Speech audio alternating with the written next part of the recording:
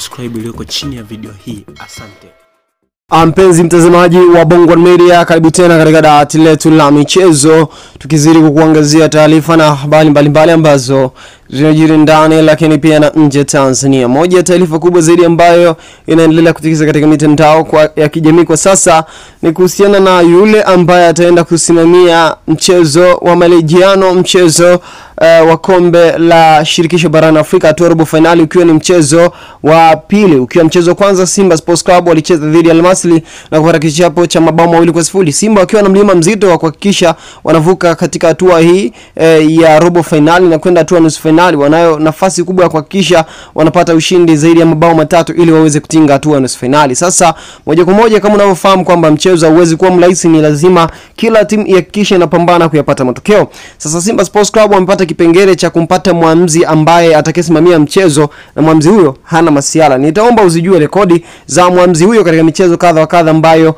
ameisimamia. Mwamuzi ambaye atakisimamia kipute kati ya klabu ya wekundu wa Msimbazi Simba dhidi ya timu ya Al Masry, rekodi zake zimekaa vipi? Na usisahau muda mwingine rekodi za hao waamuzi inaweza ikawa sehemu ya matokeo. Kwa namna moja au nyingine, mwamuzi huyu naye anaweza akakwamisha timu moja kupata matokeo usio kupata yale ambayo watu walitarajia. Usahau katika mchezo uliopita Simba Sports Club walipata manufaa ambayo kama mwamuzi angekuwa makini wangepata penalty. Yaani Simba alipata nafasi ya kupata penalty lakini mwamuzi alipeta na wala hata kwenda katika mfumo wa marejeo ya video assistant referee, yani ikimaanisha VAR. Lakini kama ukimpata mwamuzi ambaye anakuwa yuko makini kila tukio, basi ni rahisi sana kunufaika na maamuzi yake. Lakini kama mwamuzi anakaza, basi kwa namna moja au nyingine mnaweza mkakoseshwa vitu ambavyo viko wazi kabisa. Sasa huyu hapa ndio Pilato wa Simba dhidi ya Al Masry, yani atakayekuwa mwamuzi wa mchezo huo. Katika hesabu za Simba kuhakikisha inachanga vizuri karata zake kufuzu nusu finali ya kombe la shirikisho Afrika, inatakiwa kuwa makini na mwamuzi wa mchezo wao wa marudiano kutokana na rekodi zake zilivyo. Simba ambao Aprili 9 mwaka huu itakuwa wenyeji wa Al Masry katika mchezo wa marudiano wa kombe la shirikisho Afrika hatua robo finali utakaochezwa kwenye uwanja Benjamin Mkapa, inahitaji ushindi wa tofauti ya mabao 3 ili kufuzu kufuatia kufungwa mabao 2-0 ugenini. Sasa katika kuamua hatima yao, shirikisho la soka barani Afrika CAF limempanga mwamuzi anaitwa Dijindo Luiz Hang na Ndande, raia wa Benin kuchezesha mechi hiyo.